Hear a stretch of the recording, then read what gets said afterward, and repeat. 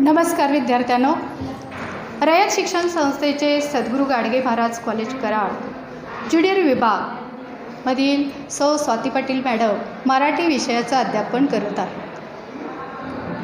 उपयोजित इयत्ता 12वी पाठ्यपुस्तकातील उपयोजित मराठीतील दुसरा पाठ माहितीपत्र या विषयाची पाठीमागील व्हिडिओमध्ये आपण जी माहिती पाहिलेली होती ती माहिती म्हणजे त्यामधील माहितीपत्रक म्हणजे काय, तर माहितीपत्रक म्हणजे वैशिष्ट्यपूर्ण माहिती देणारे परिचयात्मक पत्र.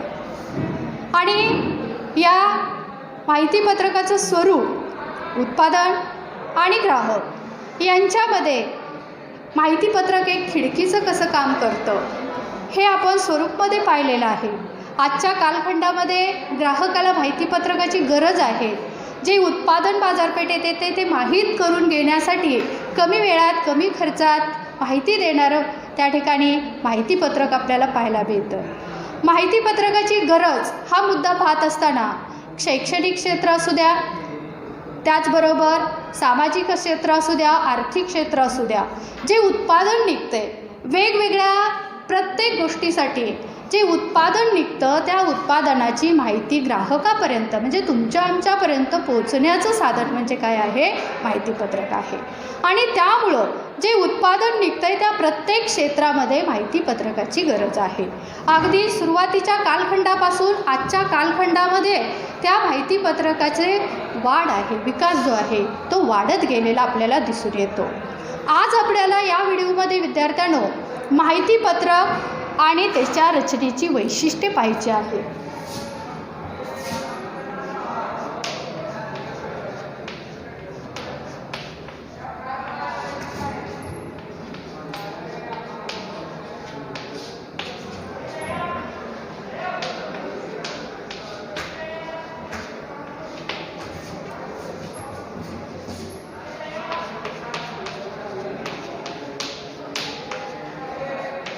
माहितीपत्रकाच्या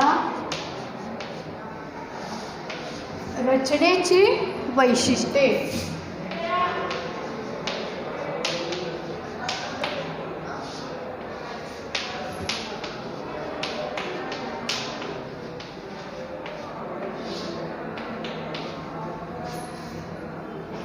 माहितीपत्रक म्हणजे वैशिष्ट्यपूर्ण माहिती देणारं परिचयात्मक पत्र. आता हे माहितीपत्रकाची जी रचना आहे, मांडणी आहे, याचं वैशिष्ट्य कोणती आहेत ती आज आपण पाहायची आहेत. पहिलं वैशिष्ट्य आहे माहितीला प्राधान्य.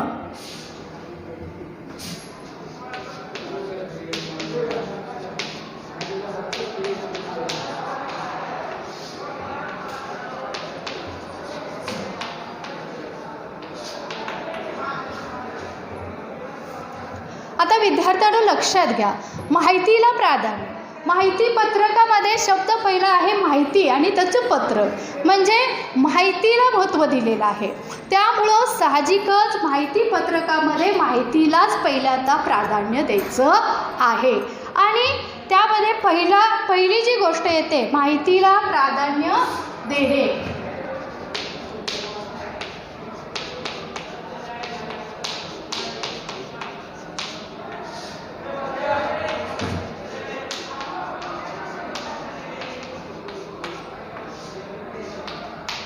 ह्याच्यामध्ये जे उत्पादन आहे त्या उत्पादनाची माहिती येणं गरजेचं आहे. दुसरा मुद्दा आहे यामध्ये साहजिक आहे की माहितीपत्रक ज्या हेतूने बनवलेलं आहे तो हेतू त्यामध्ये सुसंगत असावा. हेतूशी आपण सुसंगत आहोत. आता एखाद्या उत्पादनाचा हेतू आहे की स्वच्छता, एखाद्या उत्पादनाचा त्या ठिकाणी हेतू आहे की ज्ञानदान, तर त्या हेतूशी आपण काय पाहिजे, सुसंगत आहे. दुसरा मुद्दा सांगितलेला आहे हेतूशी माहितीपत्रक कसं असावं, सुसंगत.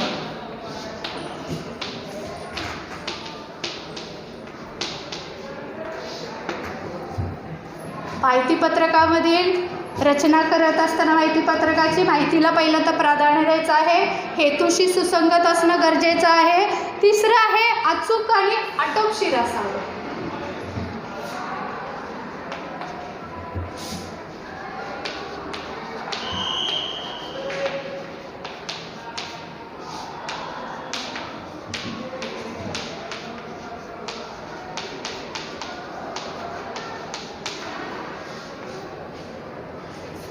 माहिती पत्रकामध्ये फापट पसारा नसावा. ते अचूक नेमकं त्याच्यामध्ये काय हवं आहे, शैक्षणिक संस्थेचं आहे, आर्थिक क्षेत्राचं आहे, त्याचबरोबर सामाजिक क्षेत्रातील आहे. त्यामुळं साहजिक आहे ज्या ज्या गोष्टीचं उत्पादन होतं, ज्या ज्या संस्था आहेत माहिती देणार आहेत त्याची अचूक माहिती त्यामध्ये आली पाहिजे आणि आटोपशीर फापट पसारा असा नसावा. त्याच्यानंतरचा मुद्दा आहे तो म्हणजे माहितीपत्र संक्षिप्त असावे.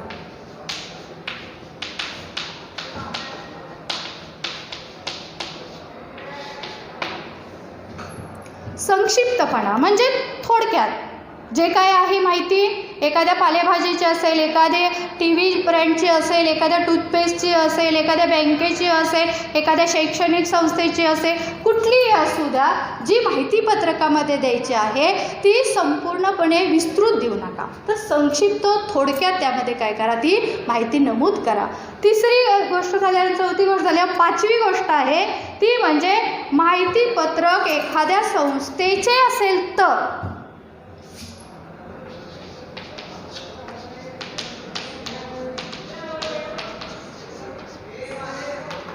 संस्थेचे माहितीपत्रक असेल तर त्यामध्ये साहजिकच कायदेशीर माहिती देत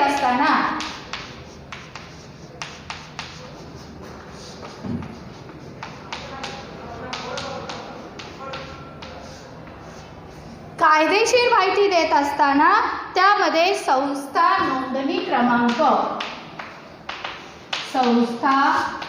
नोंदणी क्रमांक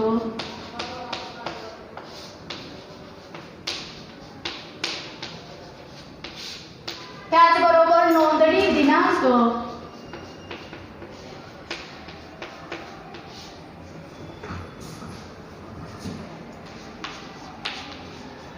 नोंदणी दिनांक, त्याचबरोबर ते दूरध्वनी क्रमांक,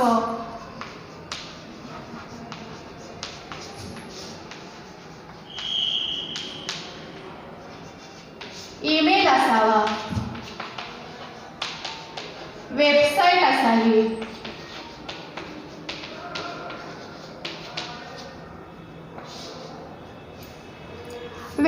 असावी, बोधचिन्ह असावं, घोषवाक्य असावं,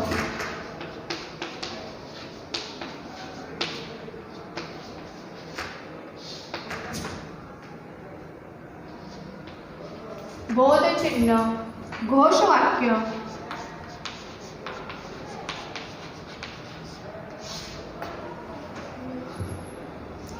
पदाधिकाऱ्यांची नावे असावी,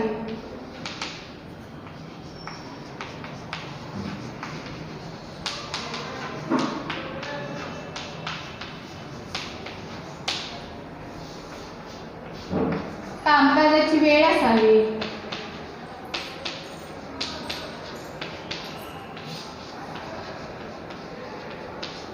इत्यादी ठोकळ गोष्टी त्यामध्ये आल्या पाहिजेत. बघा आता एखाद्या संस्थेचं त्या ठिकाणी माहितीपत्रक करत आहे तर संस्थेचं माहितीपत्रक करत असताना त्याची जी कायदेशीर माहिती आहे त्यामध्ये संस्था नोंदणी क्रमांक असू द्या, नोंदणी दिनांक असू द्या, दूरध्वनी क्रमांक असू द्या, ईमेल असू द्या, वेबसाईट असू द्या, बोधचिन्ह असू द्या, घोषवाक्य असू द्या, त्याचबरोबर काही पदाधिकाऱ्यांची नावे त्यामध्ये येऊ द्या, कामकाजाची वेळ येणं गरजेचं आहे. त्यानंतर माहितीपत्रकाचे त्या ठिकाणी रचनेचे वैशिष्ट्य पाहत असताना माहितीला प्राधान्य, ही माहिती कशी असावी, वस्तुनिष्ठ असावी,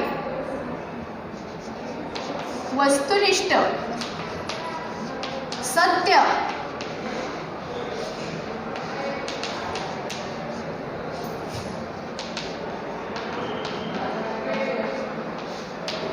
माहितीपत्रकामध्ये माहिती देत असताना वस्तुनिष्ठ, ठोकळ द्यायची आहे, जास्त त्याच्यामध्ये माहिती द्यायची नाही. ह्या जशा गोष्टी सांगितलेल्या आहेत वरती की संस्थेचं त्या ठिकाणी माहितीपत्र करताय, ह्या जशा ठोकळ गोष्टी सांगितलेल्या आहेत तशी असावी आणि सत्यता असणं फार गरजेचं आहे.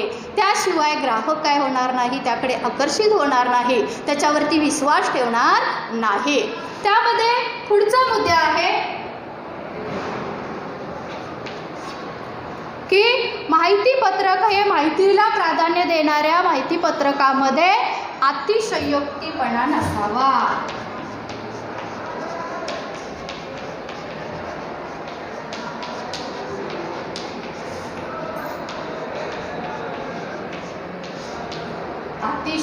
अतिशयोक्तीपणा नसावा. त्याचबरोबर माहिती वाचनीय असावी.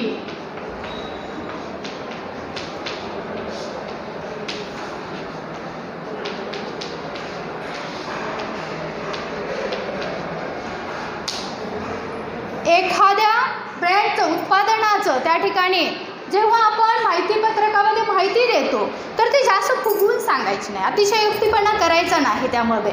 आणि ती माहिती पत्रक वाचलं पाहिजे ग्राहकानं. जर ते माहिती पत्रक चांगलं असेल, सत्य असेल, वस्तुनिष्ठ असेल, संपूर्ण माहिती हेतूशी सुसंगत असेल, अचूक आटोपशीर असेल, संक्षिप्त असेल, तरच ते माहिती पत्रक काय होणार आहे, वाचनीय होणार आहे. म्हणून ते वाचनीय असावे. हा आपण पहिला मुद्दा या ठिकाणी माहितीला प्राधान्य देणे ह्या ठिकाणी पाहिलेला आहे. आता दुसरा मुद्दा पाहायचा आहे उपयुक्तता.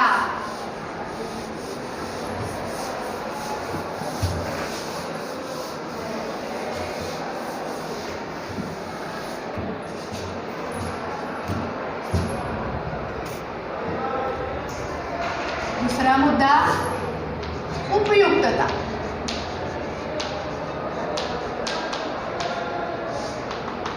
जे माहितीपत्रक आपण तयार करतोय त्याच्यात माहितीला जसं प्राधान्य द्यायचं आहे तसं ते उपयुक्तता त्याचं आणखीन रचनेचं वैशिष्ट्य आहे.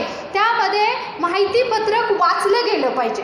त्या ठिकाणी ग्राहकाने ते घेतलं पाहिजे, वाचलं पाहिजे, तरच ते काय होणार आहे, योग्य होणार आहे. म्हणून त्या ठिकाणी माहितीपत्रक हे परिणामकारक असावे.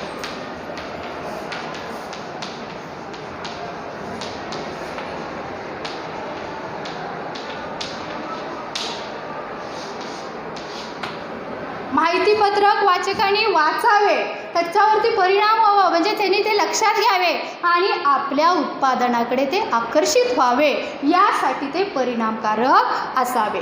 दुसरा मुद्दा आहे ग्राहकांच्या, वाचकाच्या व ग्राहकाच्या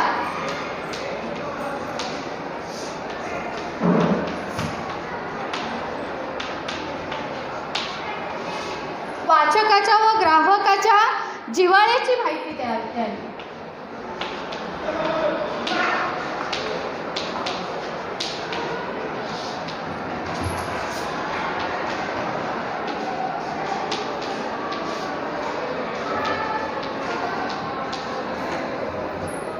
आता तुम्ही आम्ही ग्राहक आहोत, एखादी वस्तू घ्यायची आहे, त्या ठिकाणी वॉशिंग मशीन असेल, आटा चक्की असेल, टी व्ही असेल, लॅपटॉप असेल, मोबाईल असेल, कोणतीही वस्तू आपण खरेदी करण्या अगोदर त्याची जी माहिती घेणार आहोत माहितीपत्रकाच्या आधारे, तर त्यामध्ये साहजिकच त्यात दिलेली माहिती ही आपल्या जिव्हाळ्याची असावी.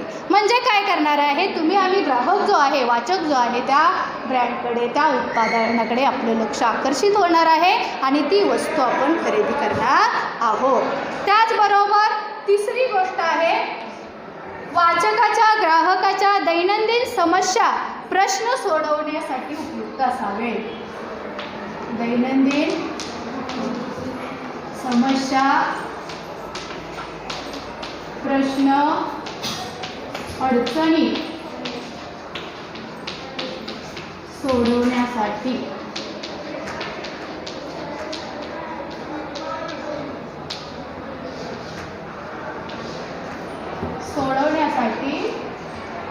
उपयुक्त असावे.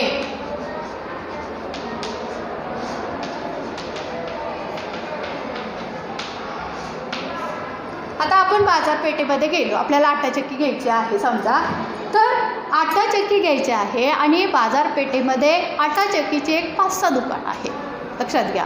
मग 5-6 दुकानं आहेत, त्यावेळेला साहजिक आहे वेगवेगळ्या त्या 5-6 दुकानाच्या त्या प्रत्येक ब्रँडची वेगवेगळ्या आटा चक्कीची तुम्हाला काय मिळणार आहे, माहितीपत्रक मिळणार आहे. मग आपण पाहणार काय आहोत, त्याचे आपले प्रश्न काय आहेत, जरा स्वस्त असावी, किमतीमध्ये जरा बरी असावी, जास्तीत जास्त वर्ष ती टिकणारी अशी असावी. म्हणजे हे आपले प्रश्न आहेत, समस्या आहेत, अडचणी आहेत, ते त्याच्यातून सोडवता आले पाहिजेत. त्यासाठी वाचकाच्या, ग्राहकाच्या म्हणजे आपल्या समस्या सोडवण्यासाठी त्याची उपयुक्त अशी मांडणी करणं गरजेचं आहे. चौथा मुद्दा आहे त्या ठिकाणी सांगितलेला आहे ग्रामीण भागातील लोकांना शहरी भागाकडे आकर्षित करणे.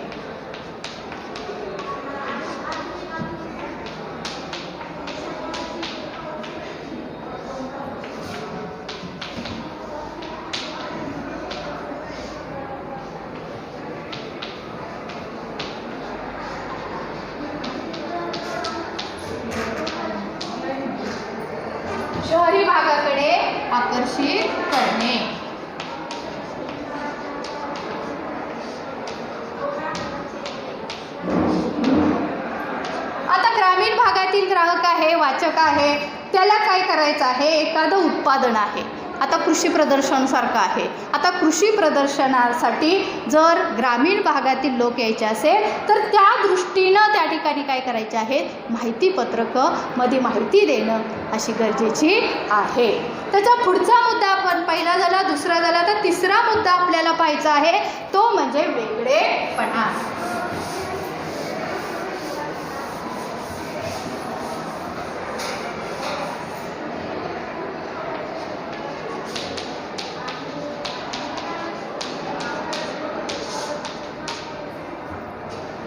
साहजिक आहे, कोणतीही गोष्ट असू द्या, एकापेक्षा दुसरी काय असावी, वेगळी असावी. त्याशिवाय काय होणार आहे, ग्राहक तिकडे बघणार नाही, वाचक बघणारे आहेत ते त्या गोष्टीकडे पाहणार नाही. माहितीपत्रकं त्या ठिकाणी काय आहेत, बाजारपेठेमध्ये वेगवेगळ्या कंपन्यांचे, वेगवेगळ्या उत्पादनाचे, वेगवेगळ्या ब्रँडचे, संस्थेची वेगवेगळी माहितीपत्रकं आहेत. अशा वेळेला त्याचा वेगळेपणा जर टिकवायचा असेल तर ते माहितीपत्रक वेगळं आणि वैशिष्ट्यपूर्ण असावं. वेगळे आणि वैशिष्ट्यपूर्ण असावं.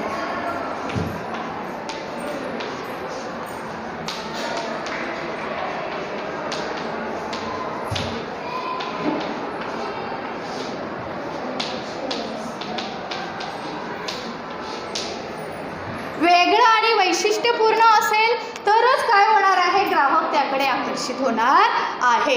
दुसरा मुद्दा आहे त्याची मजकूर व रचना इतरांपेक्षा वेगळी असावी. मजकूर व रचना वेगळी असावी, इतरांपेक्षा वेगळी असावी.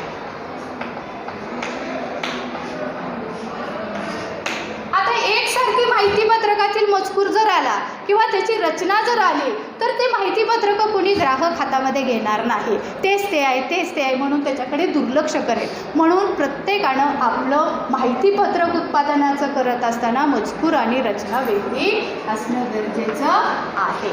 तिसरा मुद्दा आहे ते रोचक व उपयोगी असा असावं. रोचक व उपयोगी असावं.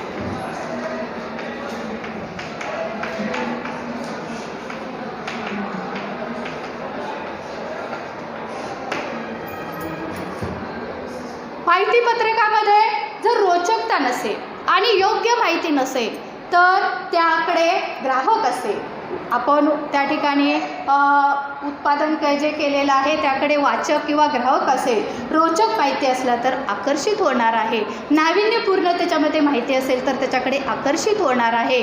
त्या वस्तूला, उत्पादनाला खरेदी करण्यासाठी ग्राहक तिथंपर्यंत जाणार आहे. म्हणून माहिती उपयोगी असावी व रोचक अशी असावी.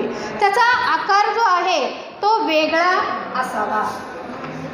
आकार वेगळा असावा, एकसारखा कुणाचा असू नये.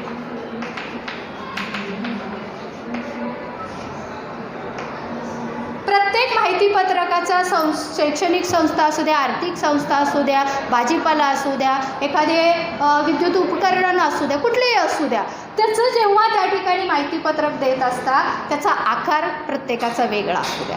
आकार वेगळा असल्यामुळं काय होणार आहे, त्याचे वेगवेगळ्या आकारामुळं ते माहितीपत्रक आम्ही पाहणार आहोत आणि त्या वस्तूकडे आकर्षित होणार आहोत.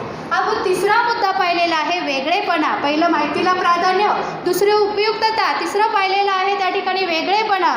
चौथं पाहणार आहोत आकर्षक मांडणी.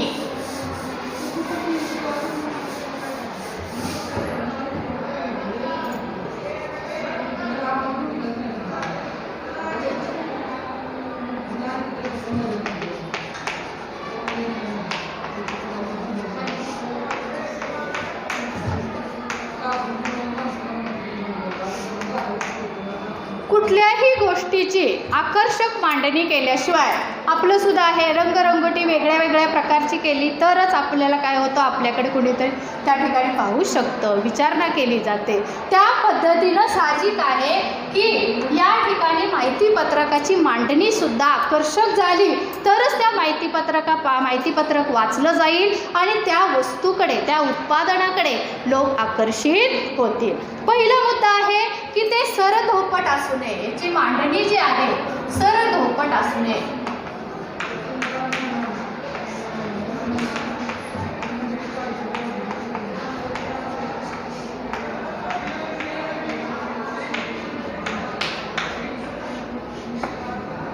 बारकाईने विचार करा. एकसारखं जर तुम्ही लिहित गेला एकाखाली एक पानावरती तर ते पाहायला पण नको वाटतं. मग ते सरधोपट दिसतंय असं.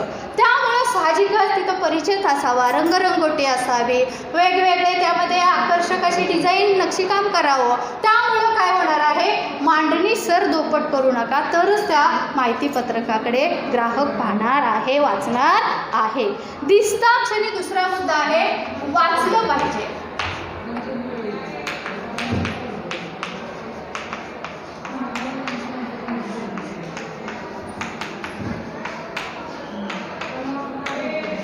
दिसता क्षणी वाचावे, कसे वाचले पाहिजे.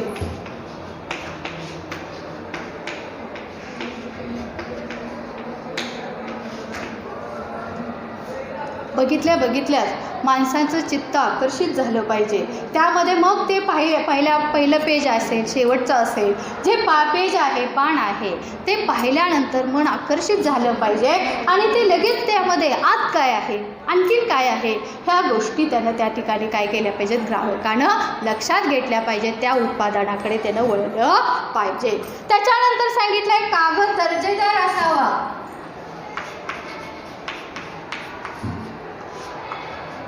कागद दर्जेदार असावा व रंगीत असावा.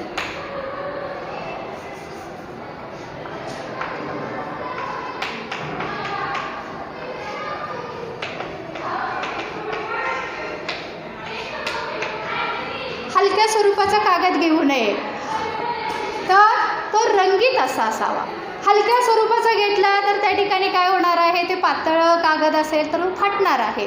ग्राहकापर्यंत इकडून तिकडं पुढं जाईपर्यंत तो फाटेल. रंगीत असल्यामुळं मन आपलं काय होतं, प्रसन्न होतं, प्रफुल्लित होतं. त्यामुळं रंगीत असा तो कागद असावा. पृष्ठ आकर्षक व योग्य असावे.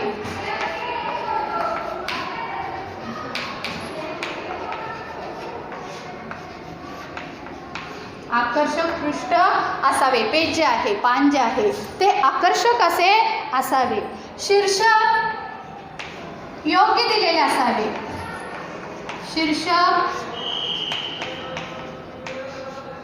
योग्य दिलेले असावे.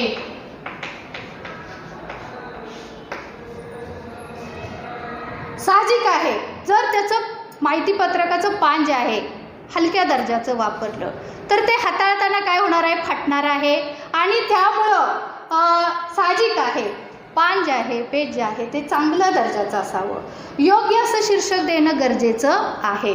आता या माहितीपत्रकाच्या रचनेची वैशिष्ट्ये आपण पाहत असताना माहितीला प्राधान्य, वेगळेपणा, आकर्षक मांडणी, उपयुक्तता आणि शेवटचं त्या ठिकाणी घटक आहे तो म्हणजे भाषाशैली. चौथा लगेच घटक बघूया. 5 नंबरचा भाषाशैली.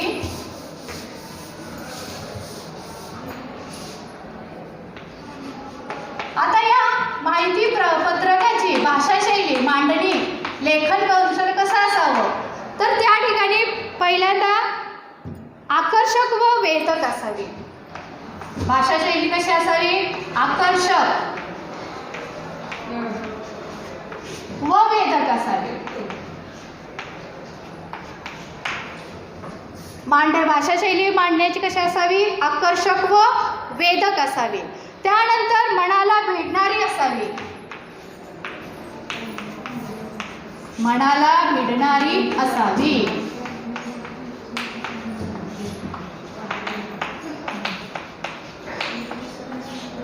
आणि शेवटी साहजिकच पाल्लाळी नसावी. ही भाषाशैली पाल्लाळी नसावी. जास्त फापट पसरत मांडला त्याच्यामध्ये तर साहजिक आहे माहितीपत्रक ग्राहक काय करणार आहे? वाचणार नाही. त्याच्या मनाला भिडणारी अशी भाषाशैली असेल तरच त्या ठिकाणी तो ग्राहक वाचणार आहे आणि त्या उत्पादनाकडे वळणार आहे. विद्यार्थ्यांनो, पाठीमागील व्हिडिओमध्ये माहितीपत्रकाचे स्वरूप, गरज आपण पाहिलं. ह्या व्हिडिओमध्ये आपण माहितीपत्रकाच्या रचनेची वैशिष्ट्ये पाहिलेली आहेत.